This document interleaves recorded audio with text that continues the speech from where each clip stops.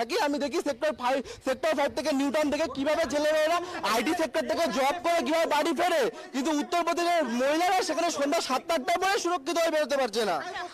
গোটা পশ্চিমবঙ্গকে শুধু সেক্টর 5 নিয়ে প্রশ্ন হচ্ছে, গোটা পশ্চিমবঙ্গকে শুধুমাত্র সেক্টর 5 নিয়ে? এনার বাড়িতে জল নেই, পাশের বাড়ির পিপাসা মেটাতে বেরিয়েছে। বাড়িতে জল নেই, প্রতিবেশীর পিপাসা মেটাতে বেরিয়েছে।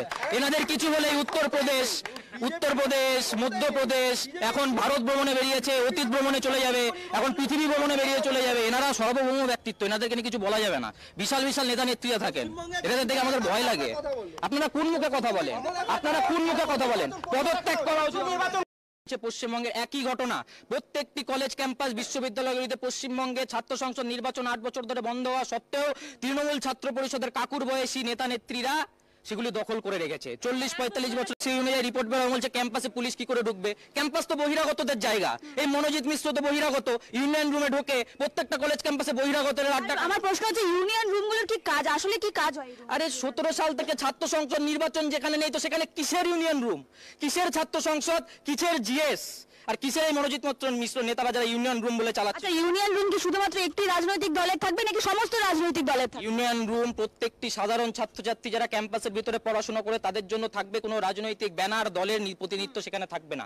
সাধারণ ছাত্রছাত্রীরা থাকবে। এই নিয়ে এবিভিপি দীর্ঘদিন ধরে আন্দোলন করেছে। রায়গঞ্জ বিশ্ববিদ্যালয় ইউনিয়ন রুম বন্ধ করার জন্য এবিভিপি দীর্ঘদিন আন্দোলন চালিয়েছে এবং বহিরাগতদের আটকানোর জন্য এবিভিপি রেজিস্টারকে ঘেরাও করেছে এবং তারপরে আইকার্ড সিস্টেম ইউনিভার্সিটি লাগু করেছে। এবিভিপি সেই দম করে দেখিয়েছে, প্রত্যেকটা পশ্চিমবঙ্গে করিয়ে দেখাবে। আর ছাত্র ভোট এতদিন ধরে বন্ধ হয়ে রয়েছে। মমতা ব্যানার্জি বছর ছাত্র ভোট করাক, এবিভিপি দায়িত্ব নেই বলছে। তৃণমূল ছাত্র পরিষদ নামনিশান কোনো ক্যাম্পাসে থাকবে না, এবিভিপি দায়িত্ব নেই বলছে। কারা ধর্ষকদের কথা বলছে?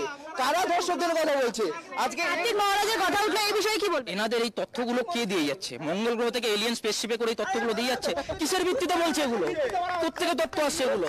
আরে আপনারা কোত্থেকে কথা বলেন? আপনারা এনাদের কাছে বলার কিচ্ছু নেই। দিনের পর দিন ধর্ষণ, ল অ্যান্ড অর্ডার নেই, ক্রিমিনালরা বেরিয়ে যাচ্ছে, ধর্ষণ করে যাচ্ছে, পুলিশ কিছু করতে পারছে না, মুখ্যমন্ত্রী ভুলভাল কথা বলে যাচ্ছে পাগলের মতো। এনাদের কাছে কোনো তথ্য নেই, এগুলো ভুলভাল ডেটা এখন দিতে হয়। এনাদের দেখে করুণ অবস্থা দেখে আমাদের খারাপ লাগে। আচ্ছা, সেই স্ক্যানিংটা মেশিনটা তো ধরবে। স্ক্যানিং মেশিন ফেল কথা বলা হচ্ছে। কিসের ফেল? স্ক্যানিং মেশিন ফেলের কথা বলা হচ্ছে। এই সিবিআই স্ক্যানিং মেশিন ফেল করেছে। পুলিশ সিবিআই কেন এলো? আমি বলতে চাই এনাকে যে সিবিআই কেন? পুলিশের কাজ কি? অনুব্রত মণ্ডলের কাছে মা বোনের গালি খাওয়া? অনুব্রত মণ্ডলের কাছে মা বোনের গালি খাওয়া এটাই পুলিশের কাজ? পুলিশ কি জন্য আছে? তাহলে কোর্ট আর সিবিআই রাজ্য চালাক, মমতা ব্যানার্জি ইস্তফা দিক, কোর্ট আর সিবিআই রাজ্য চালাক, সেন্ট্রাল ফোর্স রাজ্য চালাক। মমতা ব্যানার্জি কি জন্য আছেন? মমতা ব্যানার্জি নিক না, পুলিশ কি জন্য আছেন? একেবারে ঠিক সঠিকভাবে কথা কিন্তু আমরা এগোচ্ছি। এবং যে বিষয় বললো নারীদের নিরাপত্তা নিয়ে, বারবার নারীদের নিরাপত্তা নিয়ে প্রশ্ন উঠছে। তাহলে সমাজ কোন দিকে এগোচ্ছে? সমাজে কোথায় পরিবর্তন করলে এই নারীদের সুরক্ষাটা উঠে আসবে? তার থেকে বড় কথা, পশ্চিমবঙ্গের এই বড় বড় নেতারা গোটা ভারতবর্ষে বলে বেড়ায় পশ্চিমবঙ্গ একমাত্র রাজ্য যেখানে মহিলা মুখ্যমন্ত্রী রয়েছে। লজ্জা নাকি গর্ব? আমরা কি করব? একমাত্র মুখ্যমন্ত্রী নাকি এতদিন বলতেন মমতা বন্দ্যোপাধ্যায় রয়েছে। বাংলার লজ্জা। এই নারী মুখ্যমন্ত্রী থাকা সত্ত্বেও দিনের পর দিন মহিলাদের রেপ হয়ে যাচ্ছে। পদত্যাগ করা উচিত অবিলম্বে। এই মমতা বন্দ্যোপাধ্যায়ের পদত্যাগ না হওয়া পর্যন্ত এই সমস্ত কিছু সুরাহা হবে না। এই সময় এরা কিভাবে আন্দোলন করলো? রাত জাগো, ভোর জাগো, দিন জাগো, কত কি করলো? জনগণের আন্দোলন, বিজেপি সিপিএম এর আন্দোলন। একেবারে জনগণ আন্দোলন করেছে, কেউ পার্টিকুলার আন্দোলন করেনি, জনগণ আন্দোলন করেছে। আর এই রাত জাগো আন্দোলনে কিন্তু শুধুমাত্র মহিলারা নয়, 8 থেকে 80 প্রত্যেকে দাঁড়িয়েছে। জনগণের রাত জাগো আন্দোলন নিয়ে এখন প্রশ্ন করা হচ্ছে। উনি বলছেন রাজনৈতিক আন্দোলন, এটি জন আন্দোলন ছিল। রাজনৈতিক পতাকা ফেলে মানুষেরা জাতীয় পতাকা নিয়ে আন্দোলনে নেমেছিল। রাজ্যক আন্দোলন, রাজ্যের মুখ্যমন্ত্রী যদি অকর্মণ্য হয় পশ্চিম জনগণকে তখন আন্দোলনে নামতেই হবে পদত্যাগ চেয়ে। জন আন্দোলন এই রাত জাগো তারা ক্ষমতা নেই, তাহলে তারা মধ্যপ্রদেশ, উত্তরপ্রদেশ নিয়ে বলুক না, মধ্যপ্রদেশ নিয়ে তারা বলুক না। তারা যে বলছে প্রশাসন ঘুমিয়েছে, তাহলে মধ্যপ্রদেশ, উত্তরপ্রদেশ। রাত জাগো আন্দোলন শুধুমাত্র ভারত নয়, বিভিন্ন দেশের থেকে কিন্তু বিদেশ থেকেও কিন্তু প্রচুর সমর্থকরা এসেছিল, প্রচুর সমর্থন দেওয়া হয়েছে। সেই আন্দোলনকে রাত জাগো ভোট জাগো বলা হচ্ছে। এনারা বললাম না, তৃণমূল ছাত্র পরিষদ, তৃণমূল কংগ্রেসের এরা হচ্ছে মানে ওই কি বলে না, ক্লাস 2 ফেল, ক্লাস 3 ফেল। এই যে ইউনিভার্সিটিতে গেলে দেখতে পারবেন 30-35 বছর বয়স হয়ে গেছে, এখনো নাকি কি সব ডিগ্রি করে যাচ্ছে, জেনারেশন পর জেনারেশন চলে যায়, কিন্তু এরা ছাত্র নেতা হয়ে থেকে যায়। শিক্ষার অভাব, ফেল করে যায় ওই জন্য। সুযোগ দেওয়া, নতুনদের সুযোগ দেওয়া হচ্ছে না, ছাত্রনেতা হিসেবে নতুনদের সুযোগ দেওয়া হচ্ছে না। নতুনদের কি করে সুযোগ দেবে? আরে কামাই কি করে হবে? এরা যদি ক্যাম্পাস থেকে বেরিয়ে যায়, এরা যদি এই সোশ্যালের টাকা না মারতে পারে, তাহলে এদের তো পেট চলবে না। এরা তো এখন বাবা ছাত্র রাজনীতি করছে, দুদিন পরে নিজের বেটাকে বসাবে, একসাথে চেয়ারে বসবে, বাপ বেটা একসাথে কলেজে ছাত্র রাজনীতি করবে। এই চেন রুখতে এবিভিপি কি করবে? আমরা আন্দোলন চালাচ্ছি, দরকার পড়লে ক্যাম্পাসের ভিতরে দেখে ওই অবৈধ ইউনিয়ন রুমের তালা বন্ধ করব, ভেঙে গুড়িয়ে দেবো প্রয়োজনে। এর আগেও আমরা দেখেছি উত্তরপ্রদেশে যখন বিজয় মিছিল বেরিয়েছিল, রং খেলতে খেলতে মহিলাদের কিভাবে আবার উত্তরপ্রদেশের কথা উঠে আসছে। এনাদের তো বললাম, এনাদের যখনই প্রশ্ন করা হবে, বললাম না, নিজের বাড়িতে জল নেই, পাশের বাড়ির পিপাসা মেটাতে বেরিয়েছে। উত্তর কিছু হলে ভারত ভ্রমণে বেরিয়ে যাবে। এনাদের কোনো মায়োপিয়ার সমস্যা আছে, মানে দূরের জিনিস দেখতে পায়, কাছের জিনিস দেখতে পায় না, প্লাস মাইনাসের চশমার দরকার আছে এনাদের। আচ্ছা, অভিযুক্ত যখন ছবি পাওয়া যায়, অভিযুক্ত ছবি বিভিন্ন তৃণমূল নেতাদের সঙ্গে পাওয়া যায়, তারপরে তৃণমূলের পক্ষ থেকে একাধিক ক্লারিফিকেশনের জন্য সাংবাদিক বৈঠক করা হয়, একের পর এক ক্লারিফিকেশন। এই ক্লারিফিকেশনগুলোর কি আসলে দরকার আছে? তো আমার এটাই প্রশ্ন, এই যে তৃণাঙ্কুর ভট্টাচার্য, এনাদের হচ্ছে আঁকা, এনাদের রাজ্য সভাপতি না কি যেন আছে, বলেছেন নাকি উনি কি নিচু স্তরের কর্মচারী না, ও ছোটখাটো দায়িত্বে ছিল। তো আমরা এখন মনে হচ্ছে মানে ছোটখাটো দায়িত্বে টিএমসিপি ক্রিমিনালদের পুষে রাখে, ছোটখাটো দায়িত্ব দিয়ে ক্রিমিনালদের পুষে রাখে, এখন যেমন হচ্ছে দর্শকদের ক্রিমিনালদের পুষে রাখে। এটাই হচ্ছে এনাদের বক্তব্য। ছোট নেতৃত্ব ছিল আমাদের ভাইপো বন্দ্যোপাধ্যায়, আমাদের সো কল্ড যুবরাজ রাজ্যের অভিষেক বন্দ্যোপাধ্যায়ের সাথে ছবি পাওয়া গেল, আমাদের নারী মন্ত্রীর সাথে ছবি পাওয়া গেল, এমএলএর সাথে ছবি পাওয়া গেল। এরপর আর কি বলার আছে বলুন? জনসমক্ষে সবকিছু আছে। অভিযুক্তর ছবি কিন্তু তাদের কেন কথা বলছে? বিজেপি কি এই রাজ্যের ক্ষমতায় আছে? নিশ্চয়ই নেই। তা আমি ওই কারণেই ওদের রাজ্যের কথা বলছি যে এরা বিজেপি ক্ষমতায় নেই, তবে বিজেপি বিরোধী হিসেবে কিন্তু বিজেপি উঠে এসছে।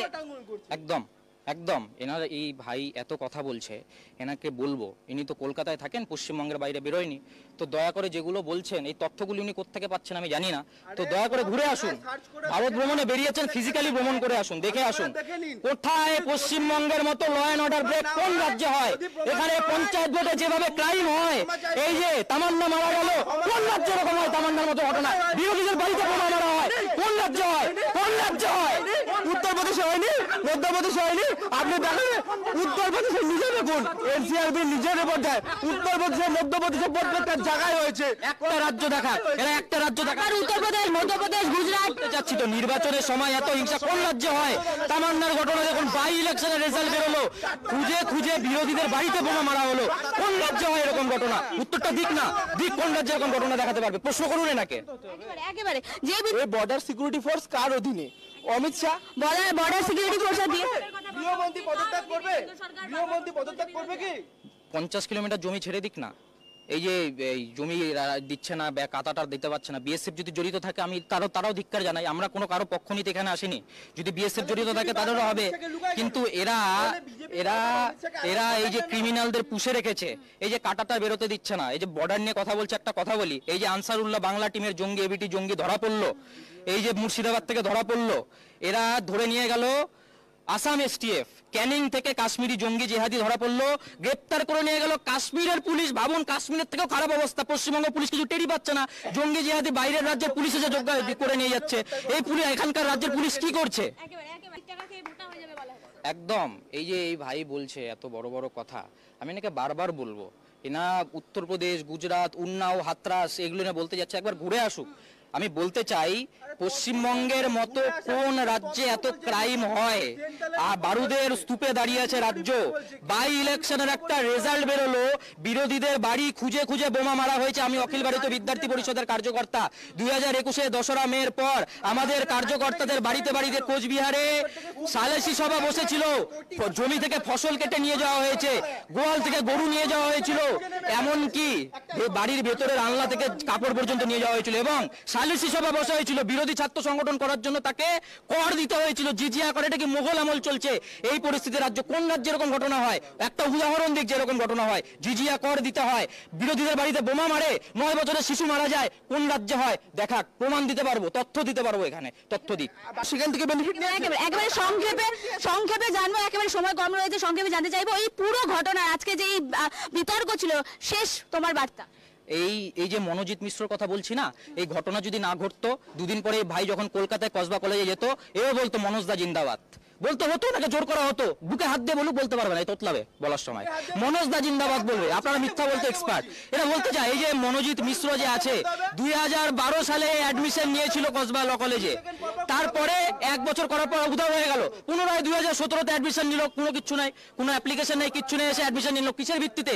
যদি পাওয়ার না থাকে, দলের সক্রিয় সদস্য না হয়, এমএলএ এর হাত না থাকে, মন্ত্রীদের হাত না থাকে, কি করে ভোট? আর আরেকটি বিষয় বলতে চাই, পশ্চিম তৃণমূল ছাত্র পরিষদের এই প্রতিনিধি ভাইকে দেখে আমার খুব ভালো লাগলো। আমি প্রথমবার আজকে জানতে পারলাম যে তৃণমূল ছাত্র পরিষদের ছাত্র নেতারা এত পড়াশোনা করে আসতে পারে।